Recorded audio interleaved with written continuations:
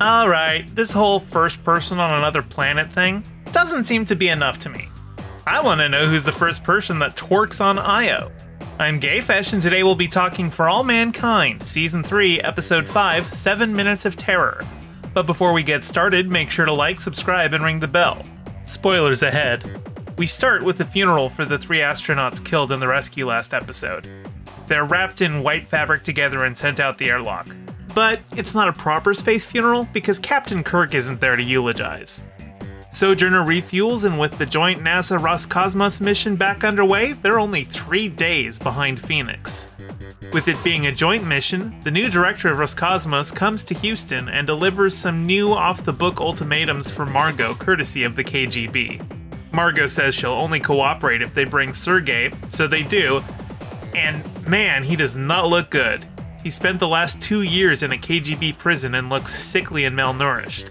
Margot wants him to seek asylum in the States, but he says his family is at risk if he does that.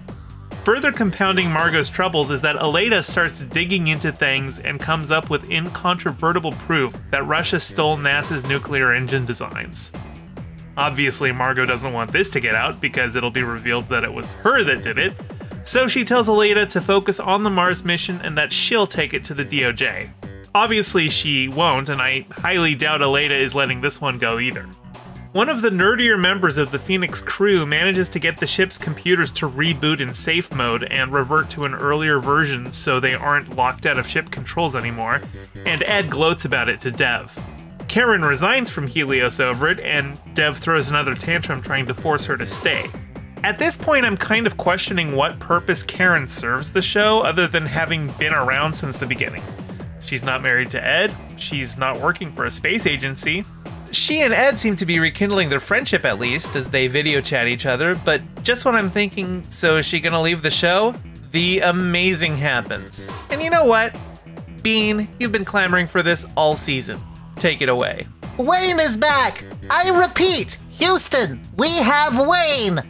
I worried that we'd never see him again after Molly left the show, but I forgot that he's more than just Molly's arm candy, he's also BFFs with Karen. That's right. Wayne makes Karen some edibles and they have a long conversation about what she wants to be when she grows up.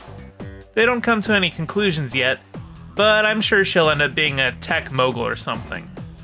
I doubt we're getting more of Wayne this season, but I'm glad he's doing what he's always done. Be the positive male role model there to give Karen mental health advice and inspiration. Danny's not doing great, particularly when he sees Ed video chatting with Karen.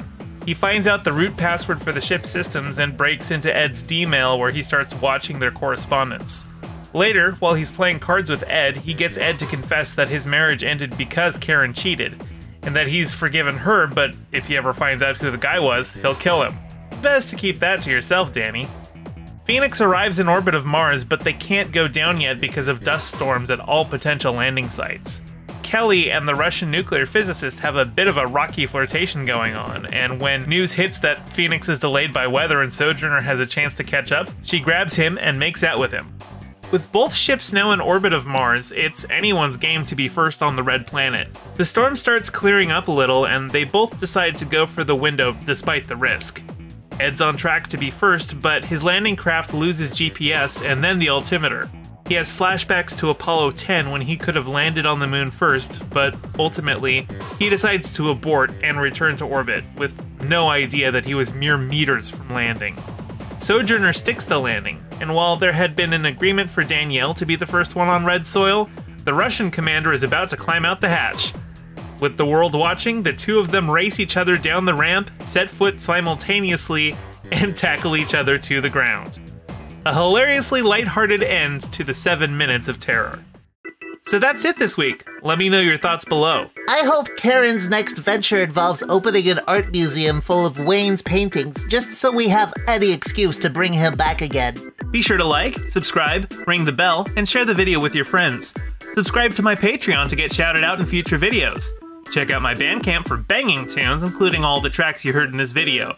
Follow me on Twitter at GayestFesh, and don't forget to check out my podcast, The Rest of Both Worlds, where I go through Star Trek The Next Generation with a friend who's never seen it. Thank you to all my patrons, with a special shout out to Piftle Cakes and Renee Vorbeck. Your support is greatly appreciated. See you all in the next video.